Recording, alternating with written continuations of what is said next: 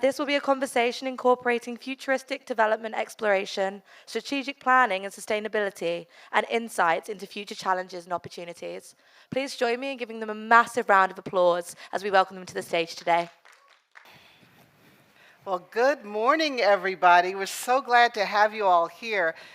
My name is Angela Williams, and I am the president and CEO of United Way Worldwide, and I am incredibly honored and excited to be joined by a panel of incredible, talented, world-changing women.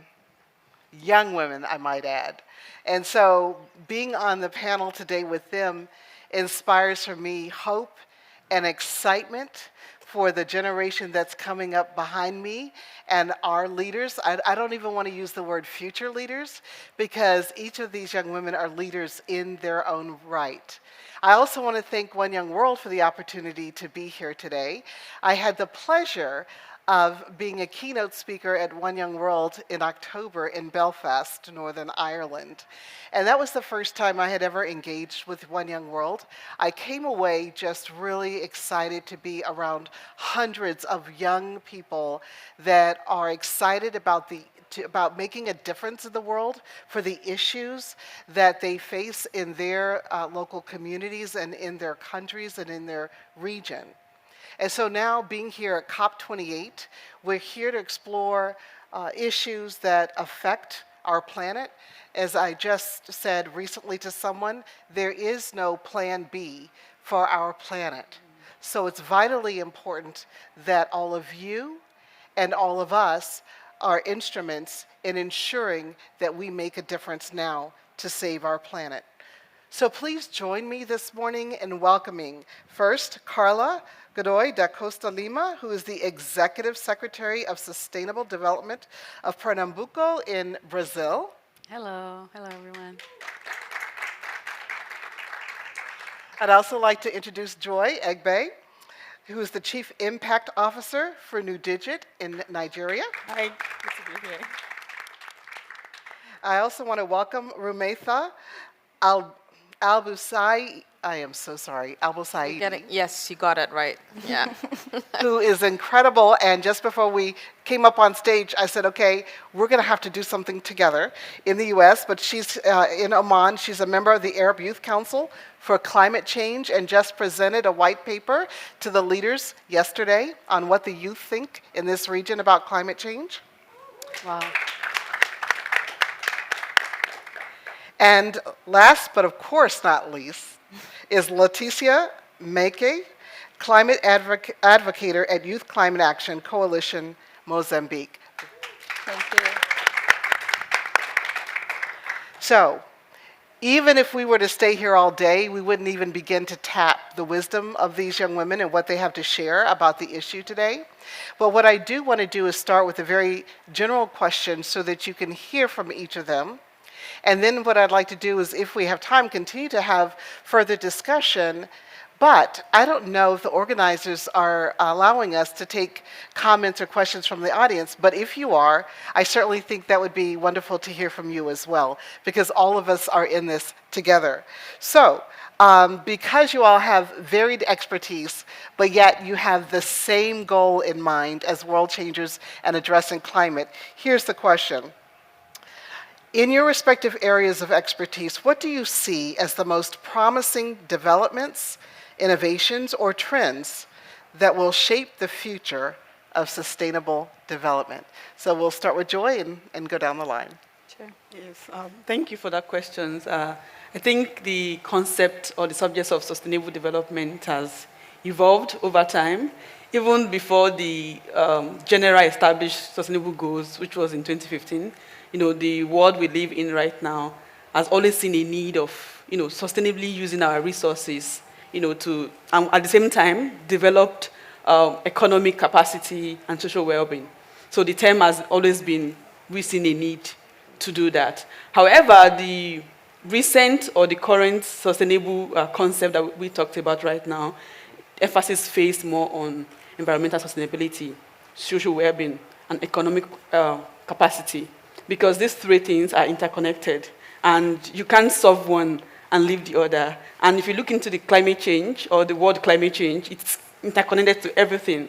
You look into all the goals, like I've seen climate effects. If you look into the agriculture, climate change is going to affect you and there's no food.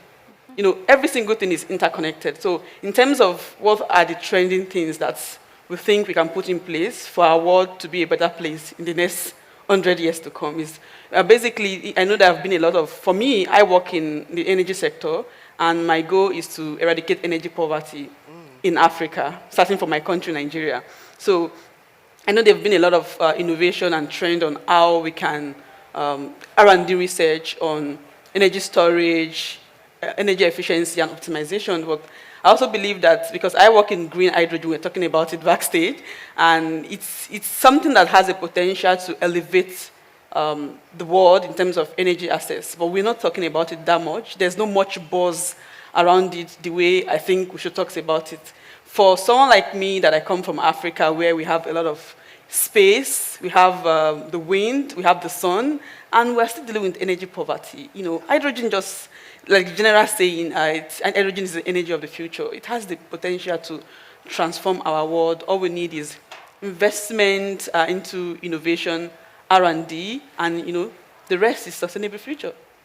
Wow, so you just make it seem like we have the solution, we're just not doing it. Yeah. Thank you, Joy. Hello, everyone. I would like to start thanking One in World and Angela for being here.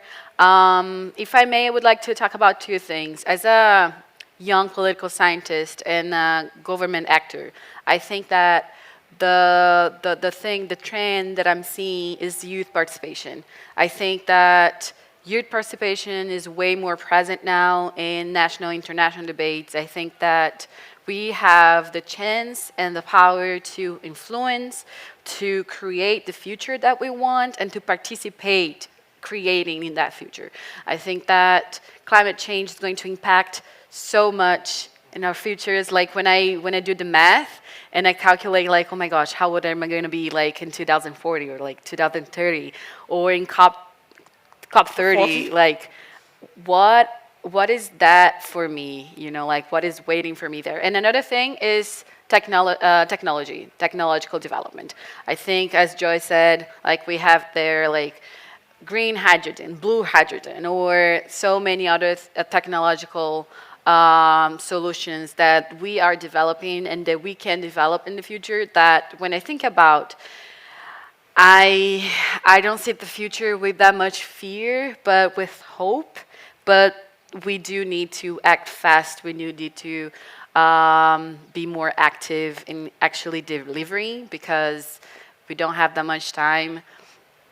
But I think that with youth participation and technological development, we can achieve something in the future for sure. Yes, great. So I think connecting both together, the main question that is very important for us as young people to also ask is what the future holds and how can I be the best ancestor for the future?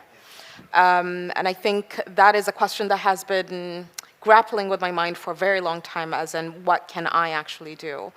And the voice, as you mentioned, youth participation is at an all-time high, but we need to kind of increase it even more. I think that is one of the main key things that we can ensure that there is mitigation and adaptation to all the things that we're talking about when it comes to climate change.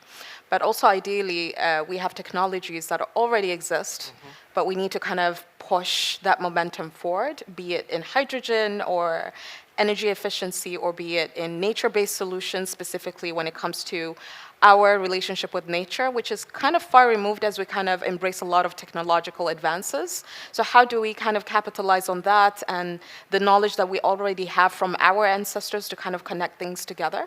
And I think that conversation is much needed to kind of push forward a lot of the things that we're discussing in this conference as well, and what the future that we're actually seeing for our future generations. So it can go in the likes of bringing in more indigenous knowledge into the discussion, engaging more indigenous youth within how we do things, which I think is getting better, specifically with this COP, having a lot of representation when it comes to that, but we need more of that. But also in terms of how can we foster a lot of more of that innovation and technologies that kind of connect nature with us as well. I think that's the way forward that connects both points that were mentioned. Thank you. And I want to come back to you because I want you to share with us a few highlights from your presentation on yesterday. But Leticia. Thank you. Good morning, everyone. I would like to point out two things in my inner experience. The first one, when we are talking about children and youth in Mozambique, we did a survey with the children and youth in all 12 provinces in Mozambique, and we identified that the children and youth in Mozambique want to participate in designing, implementation, and monitoring of climate change policies in Mozambique, and not just being expectors, but be real actors in this process and have the capacity building to be in these forums like COP, being advocating for the children and youth voices. And the second one is I work as an environmental specialist in climate agriculture, smart agriculture, and one of the things that I identify to achieve sustainable development is to integrate in the early phase of the agriculture project in Mozambique the local acknowledgement of the especially young women to achieve sustainable development. That's fantastic. And so what you did in Mozambique was the same thing you did with the Arab youth. And so you did a study in all 12 regions of Mozambique. I want you to talk about what was done with the youth in the Arab states. Sure. So what we did was basically survey 5,000 young people from all over the 26 Arab nations.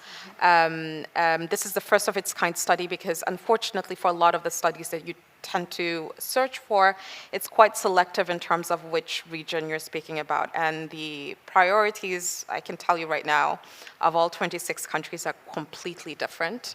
They're not the same. So it was an effort to kind of bring in the whole representation, being as inclusive as possible. So we went all the way from Mauritania, all the way to Somalia, Djibouti, and the GCC countries up north to the Levant. And what was interesting is, in addition to the survey that we did, we had dialogues, 500 dialogues that were conducted all over the cities of the Arab nations that were led by youth from their cities, having guiding questions to kind of ask what they think. And what was interesting was the results. Climate anxiety doubled from the survey that we did the year before. The priorities when it comes to what matters to them is quite interesting as well.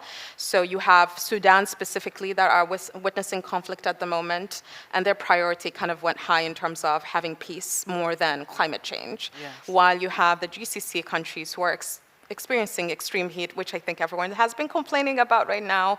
Winter has not been like this. I can tell you as someone from the region, this is extreme as well. So that came very top of their priorities. But we also translated that into policy recommendations of what young people wanted from their decision makers. And the promise was for the young people that if you work with us, we will make sure that each representative of the ministers of climate change will have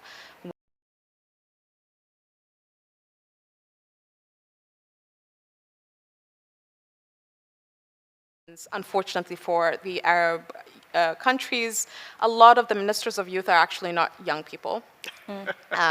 And also you have women ministers who are not women, so that was a whole other discussion. The other thing as well was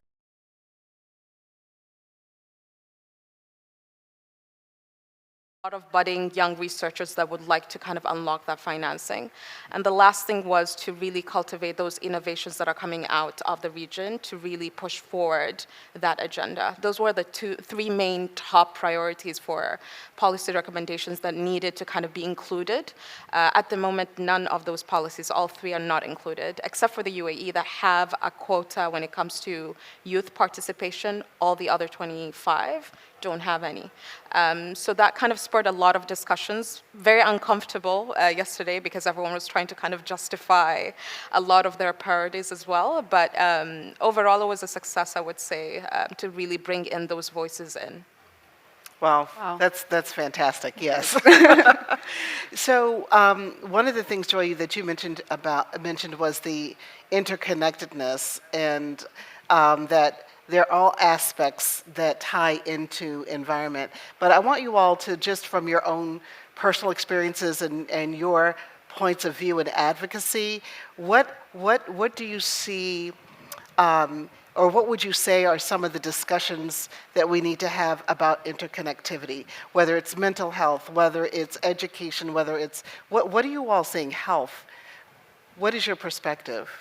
For me, I believe that most times when we talk about climate change, especially for our leaders or for people who don't really, know what we're talking about in terms of experience, because I came from a community where every day you see these things happening. And I was telling someone that when you talk about climate change in Nigeria, people are not thinking about the temperature. People are not thinking about the polar bears, because that is not happening in Nigeria. What we are thinking about is that I'm a farmer, and there was no rain, and there's no food, and my kids can't go to school. People are waking up in the morning, and they want to go in their daily business to get money to eat, to get food. So if you're telling me about climate change, how does that affect me? And me changing my lifestyle, how does that change the process? So most time, we are talking about the general concept. Oh, the temperatures are rising, we need 1.5, da. But the thing is that the people at the forefront of the crisis, they don't understand this process. Yes. Like my grandmother that is in the village, she's not here. She doesn't even know what we're talking about. She doesn't know what COP is. I mean, try to explain to her. She doesn't understand. There's heat wave in some part of Nigeria right now, and people are complaining that so much heat, and we don't know what is going on. People are getting sick. But we are here talking about climate change. How do we connect these things? And most time, I think my advice is that this grassroots education is really important from ground, because most time we talk about climate change from the international perspective, and I'm sorry to say, but the Western want to tell us how climate change should be in Africa. Yeah. But it's different for us because we are expressing these things separately. And for example, my grandma, she doesn't know what all this English is. Please simplify this to me. What is happening to me? Like, there's heat wave, I'm sick. Yes. There's the waters are not clean, I'm getting sick, and there's typhoid. How do we address this? So the focus is not just addressing the climate change. It comes with a lot of social issues. We have regions in Nigeria where there's displacement. I'm from that region, the north central of Nigeria. So there's crisis within herders and farmers, and people are being displaced from their home. And these things is a result of climate crisis because there's drought and there's no water for the animals to eat, or green pastures, and the herders who are a bit violent, chase out the farmers from their lands. And these people don't understand what it is, because most times in Nigeria we say it's political issues, it's political crisis, it's civil, there's so many names for them, but these things are interconnected. And for farmer who is having a low yield as well, to him, you feel like things have changed. The rain patterns has changed, the land is no more fertile as it used to be. But this is climate change. How do we address this? You can't address just the issue with the land. You can't address just the issue with insecurity. You can't just address the health issue. You need to address it from the roots, which is climate change. So I think there's a lot of disparity about all the things that are happening around climate change, and the main root. So my advocacy is basically focused on, let's address the root. Address the root, and at the same time, we know that this thing is connected with other things. Make life easy, make life better for people. So, but you said a lot, but address the root using plain language that your grandmother understands. Yeah. That speaks to her and what's happening to what she's experiencing on a daily basis. What about the rest of y'all? Jump in on the conversation. Well, I think that when we talk about climate change, at least in Latin America and Brazil and developing nations, I think that we need to talk about economic disparities and poverty. We know that poor people are not the ones polluting more the world. And when we compare to rich nations, rich people, we see that there is a disparity there. And climate change is going to impact more and faster and first the poor people. So when we are working in the favelas of Brazil, when we are thinking about public policy in Pernambuco, in my state, we need to address that too, because people in the favelas are worried about eating and being safe rather than, oh my gosh, what is climate change? And doing that, like reducing that economic disparity and giving more education and public awareness about what climate change is and what climate change is going to impact their lives, and putting them in the conversation too, because there is no point in making public policy in the top and being implemented in the bottom without their participating in creation and implementation of that. So when we talk about climate change and the impacts of climate change in people's lives, we need to think about how are people different?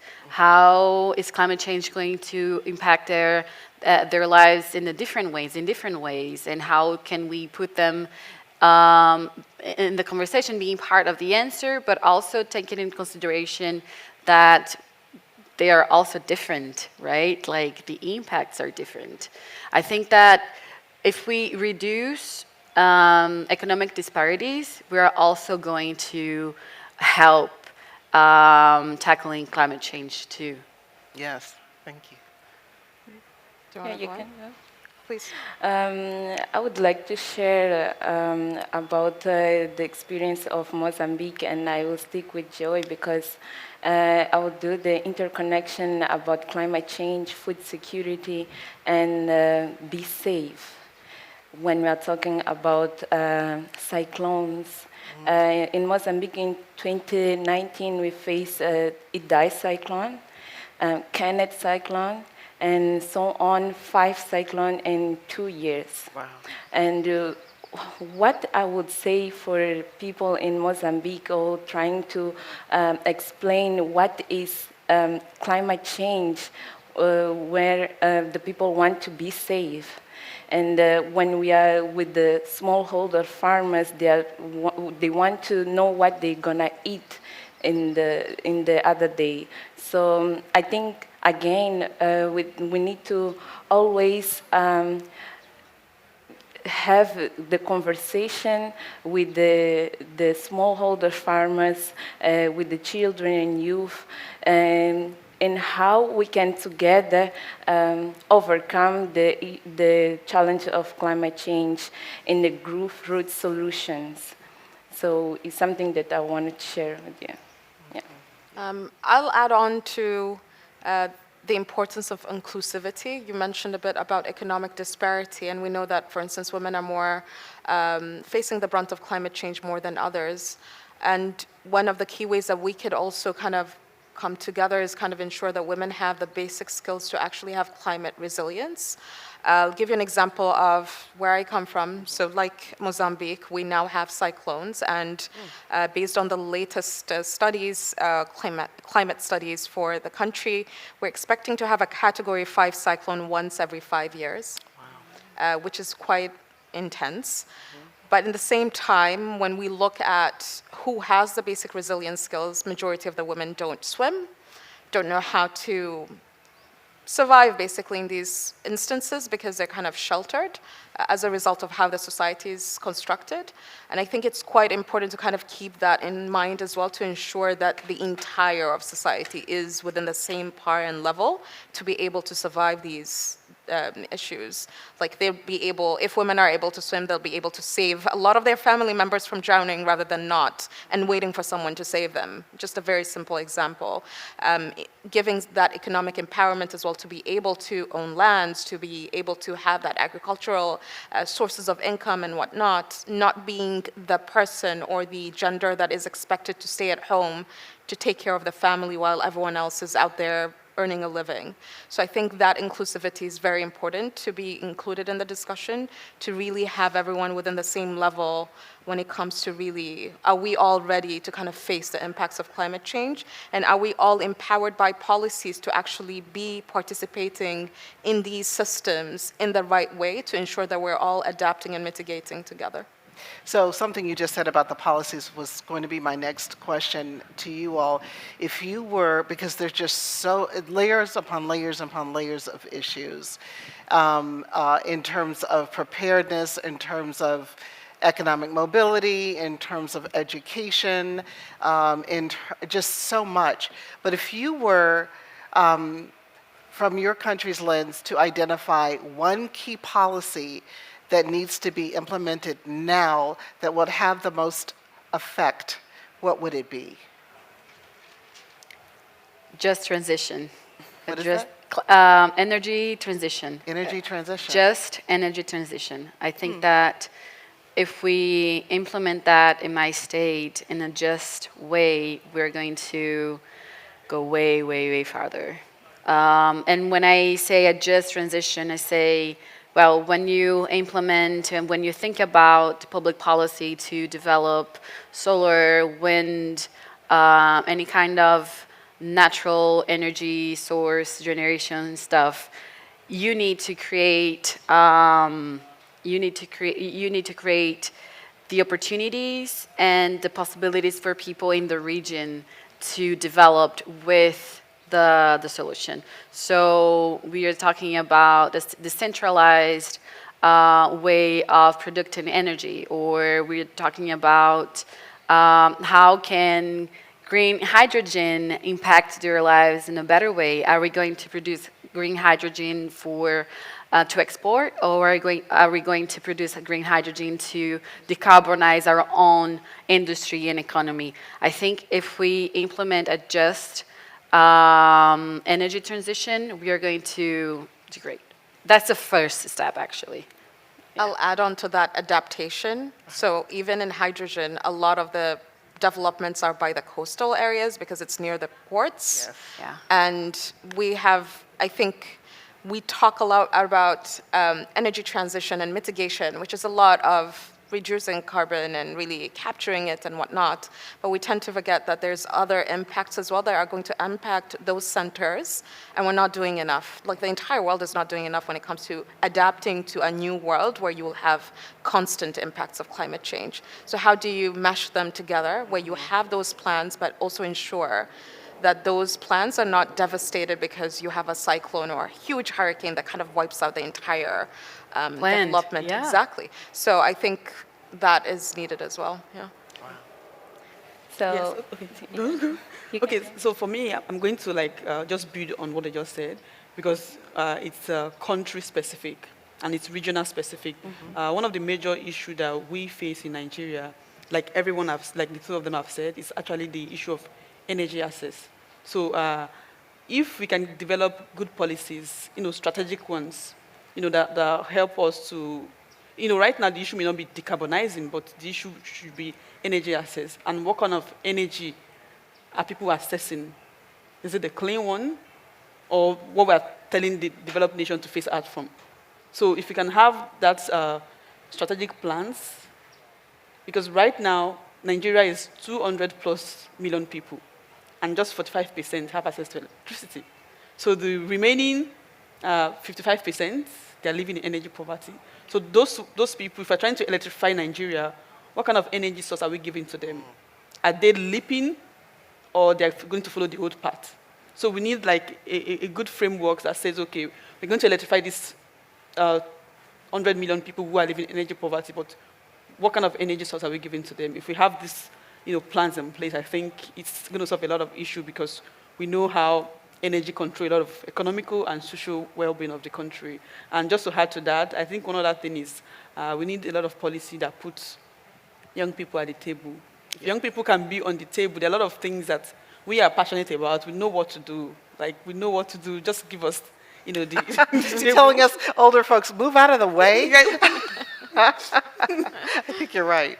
So I would talk about the other points, particularly in Mozambique. I say that we face cyclones, and with that we face life losses. And I think it's because the fragility of our infrastructures. So I think that we can rethink about the sustainable infrastructure policies in Mozambique to reduce the life losses during the cyclones.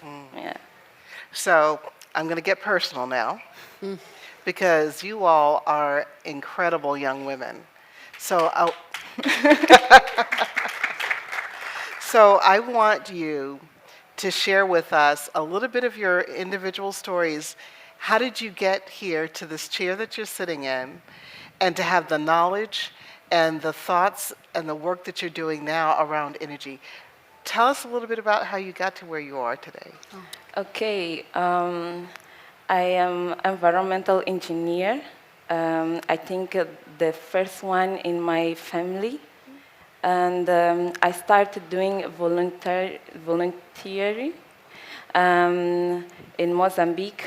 And with the first cyclone in 2019, I have family and friends in Sofala province, that was the most affected province by the cyclone Idai. And I was extremely worried because I couldn't talk with them during the cyclone. And I was thinking what I can do here in Maputo province.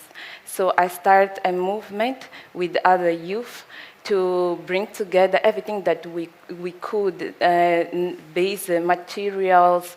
So with other organization in Maputo city, we could get together all material that were needed and packed to Sofala province, because everything was destroyed, the telecommunications, hospitals, schools, everything. So I think it was the first time that I was able to do something in my country to help other brothers and sisters in Mozambique. So on, I was working in environmental and climate volunteer, and yes, I'm here because I care about the others and the environmental and climate crisis in Mozambique. Yeah. Lovely. Yes. Okay, for me, I usually say proudly, I'm a daughter of a farmer. So when I was growing up, my parents, my dad, he actually left a banking job to start farming. So there was, most times we have issue with, there's not enough yield this year. I think there was a particular year we didn't get Christmas clothes. Like from Nigeria, like every Christmas, you look forward to new clothes, and we didn't get that because that year, there was no single harvest for my dad, and there was no money to get like Christmas clothes. So at some point, myself and my sibling were like, why did this man leave a banking job to start farming? These are the kind of crises we're going through as, growing up, but I didn't really understand the concept of climate change and how it affects my dad farming and not able to get us Christmas clothes. So when I got into the universities, most times we don't have electricity and you want to write exams, we go to the ATM machine because there's a light there and you want to study for your exams.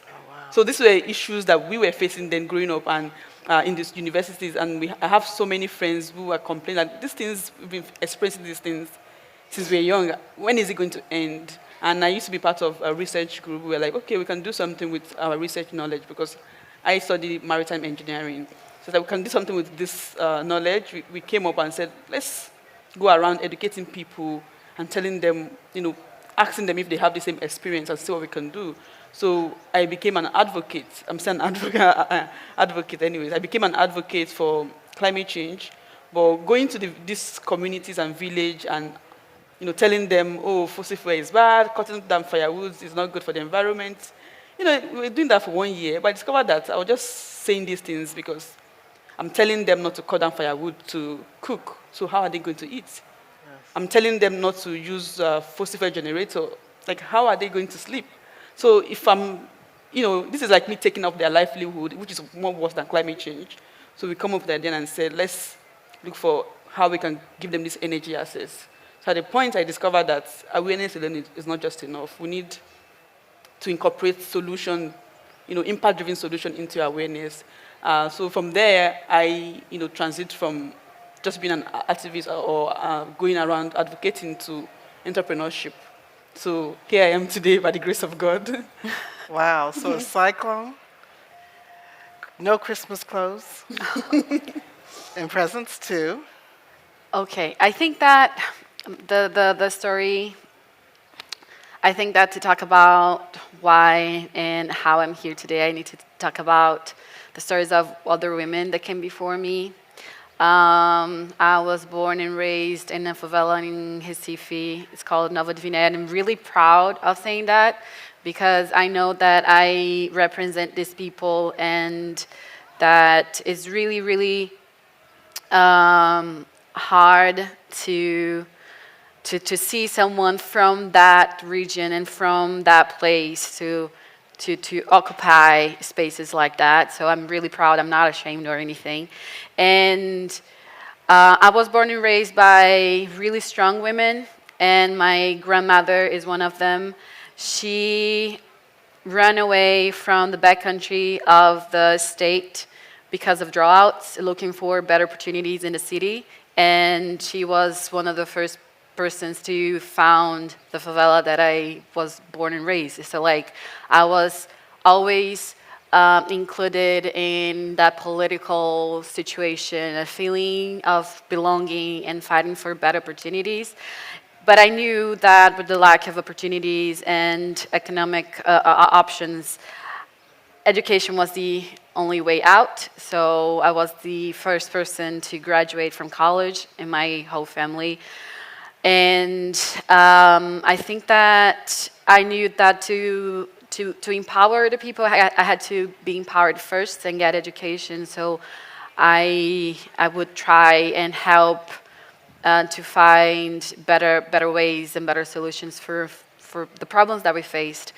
And I think that I'm here to make sure that I'm not an outlier, that I'm the first, but I'm not the last, Right. and that young girls and people from other places like that, from underdeveloped regions of Brazil, Latin America, the world, they know that they can make the difference, they can be heard, they can create the change because we know what the problems are, we know what we face, we know what our families faced. I know what problems my grandmother faced when she was fleeing from her problems with my dad, with my 5-year-old dad. So yeah, I think that it all brought together because I know that these problems are going to be way, way worse if we don't do anything with climate change. Yes, thank you. So mine is a bit unconventional. I'm new to the energy space. I was a marine scientist before. My story with the environment and climate actually started when I was 10, when I found out that Oman has a nested ground for turtles, marine turtles, which were huge, and that made me so fascinated on how can we work on protecting them. So I ventured into the marine sciences field, came back to Oman. I did my studies in the Netherlands and worked as an environmental consultant for quite a long time, just kind of advising on a lot of the development projects that were coming up. But then one day that changed when my grandfather actually, we did a bet that a woman won't be able to go to the South Pole by herself. And I took that bet and said, 1 year from now, I will actually go to the South Pole. And yeah, I ended up making it to the South Pole. And I think that experience changed dramatically for me in terms of you witnessing climate change firsthand of how it impacts a place that is supposedly untouched, but then you see icebergs cracking and you have fears of avalanche and all that. So that really kind of sped up my momentum of I need to find a way where I can work with a bigger impact of value to the community, but also to the world, that we need to do something. And the best way was to kind of get into alternative energy. So I started in solar and then gradually moved to green hydrogen at the moment, really trying to kind of push that conversation forward in terms of what we can move in terms of development, but also making sure that there's an inclusive voice for young people, which kind of brings me a lot in the activism space with young people and climate change. Thank you all for sharing, because like I said, you're just so impressive. I love it. So why don't we take a moment, because we do want to make sure there's a conversation. If any of you in the audience have a comment or a question, now's the time to raise your hand, and we have mics available. And I want to, one here, and then after that, I want to have Rose be prepared.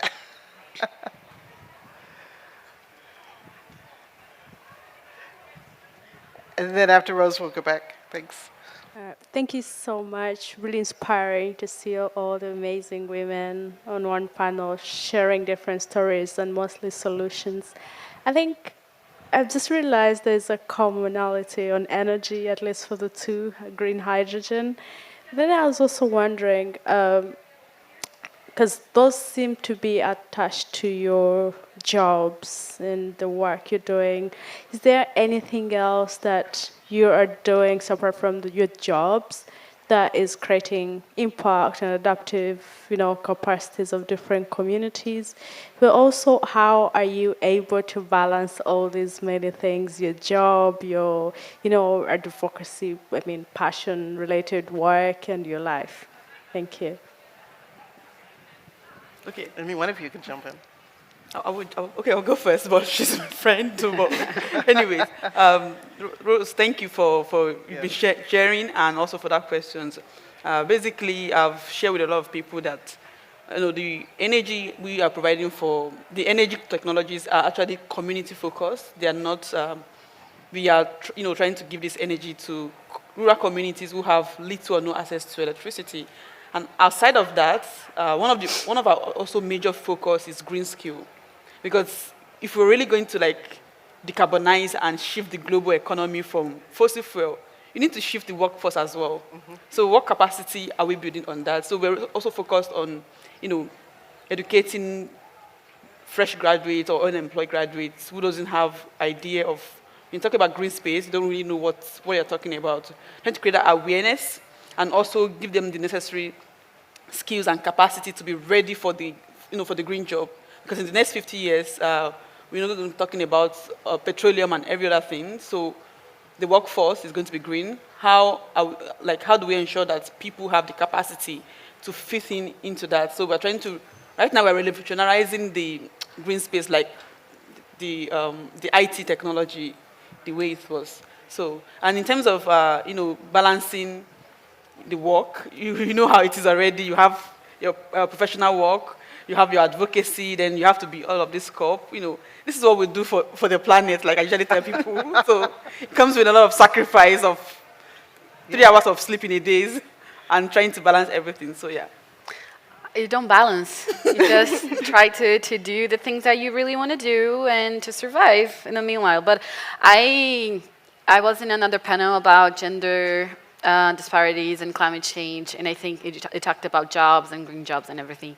And we are a panel made of women. I think that we need to talk about what are we going to do to make these jobs inclusive for women. We can't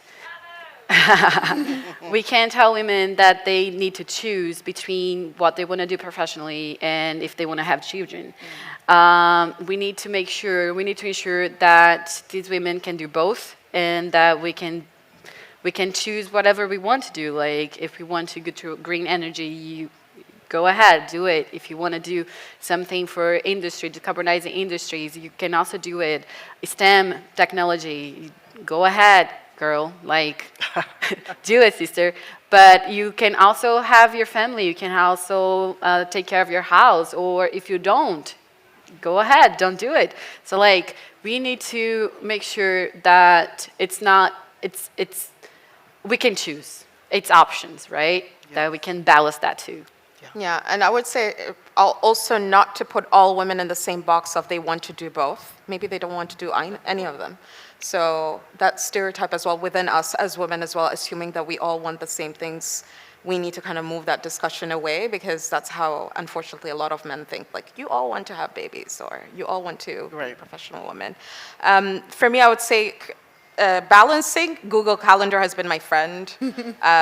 Even specifying time for me time and doing nothing is also on the Google Calendar just to make sure that well-being is taken of importance to me. In terms of the other discussion, I think the lovely ladies kind of covered it a lot, but I think in addition to jobs, making sure that these developments that are coming are really providing country value and are building those domestic industries, be it the SMEs that are going to be coming in, and really making everyone aware that these are opportunities that they can capture is very important. A lot of the public just hear about hydrogen and think it's the next big thing, but they're not involved. So maybe spreading more awareness about that on how they can also be involved will be very important as well to kind of move that discussion. And also, I think we discussed offline on how it's cost intensive and whatnot, but I think as you get more of the momentum and there's more demand from people that they want this, that will be a trickling effect that will drop everything as well. I would like to share something about the balance. I do advocating, and I'm in the agricultural field. And what I did was to combine those two things because I developed the agricultural content, environmental agricultural content. So I went to my boss and I said, like, why we can combine the content for climate, for example, literacy in agro-environmental content. So I did that, and she said, okay, you can do that. And so I integrated what I'm doing in volunteering in my official job. So I'm doing what I love to do. That's wonderful. Yes. Thank you. And the question here. Yes, thank you. First of all, I just want to congratulate you for being utterly fabulous leaders, amazing women, and really inspirational. My question is, in the work that you do in each of your countries and areas, what is it, the support that you really need to do that work, whether it's from national governments, from international organizations, is it local, even in the local community, or from other women? How can others support you? Because you have, so I would give the future to you to manage, you've got it. So how can we support you? And if it's not us, what is it the support we need to ask your countries or international organizations to give you? Well, the first thing that comes to my mind is how can we make all this international money that we talk about to fight climate change to subnational governments, to municipalities, to states, because people live in the cities and the money sometimes stay in the federal area, the federal government. So how can we make sure that these much money that we're talking about here at COP goes to the people that need it and to the people that actually make public policy for them? I think that when you go, I mean, I didn't know that I'm from Pernambuco, like I was born and raised there. I work there now. I work with the government, but I didn't know the reality of the administration because we have such a fragile administration in terms of knowledge, money, access, and implementation, that sometimes, even though you want to do something and you want to implement, you have really good ideas, you don't have the means. You don't have the means because you don't have people, you don't have money, you don't have infrastructure to do that. So I think that making sure that the money that we're talking about here goes here is the first step. And for international organizations such as One Young World, I think that making sure that the work is being shared and these kind of opportunities, like that we have access to these kind of opportunities, because sometimes we just don't know who to talk to. Or, I mean, I don't have that I don't have the connections that I need to. So how can you make sure that this bridge is a little bit smaller and that we don't need to walk that farther to connect to someone else? I'll add on to that two things. Allyship, to amplify voices, because most of the time our voices are quite dwindled on the bottom, or capitalize these events that we have, but it's way easier for me personally to be in an international event than having a discussion with my local decision maker. That's how difficult it is to kind of go through the labyrinth of bureaucracy. The other thing is sponsorship, and not necessarily money, but sponsorship in terms of taking the accountability as well to make sure that those voices are being heard and the actions that they have they want to, you can sponsor those actions to make sure that they see the light of day. Because we tend to hear a lot of, oh, this is amazing, we'll just publish a post or something, but then there's no follow-up on that. And I think those two aspects are very important in addition to what my colleagues have said. Yeah. Yeah. So thank you for that question. And then your responses lead to the last question for our session today that I want to ask each of you. Because all of us here can do something individually, I want you all to challenge each of us. So tell us what you want us to go back home and do. You're in charge. Can you please repeat the question? Yes. What is the challenge that you want to give to me and to anybody else here individually to go back home and do? What should we be doing? Support the children and youth in capacity building. Because, for example, here I am with 5 more Mozambican youth delegates, and we identify that we need the capacity building from the others, because in the next COP, for example, we want to be in negotiation process.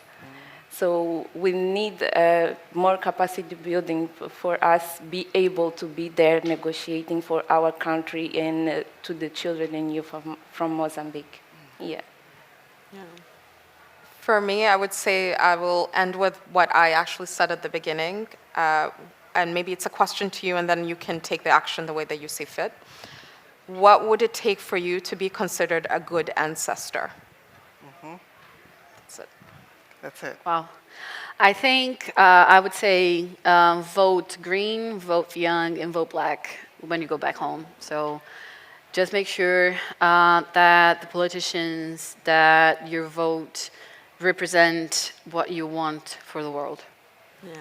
For me, I think that most time when we talk about climate action, we focus on our leaders, but individually, what can you do? Like, what can you contribute? Instead of pushing the responsibilities towards the leaders, what can you do? Because in the next 100 years, in retrospect, our children can't say that my parents fought for me to be here, then we failed. Yes. Yeah.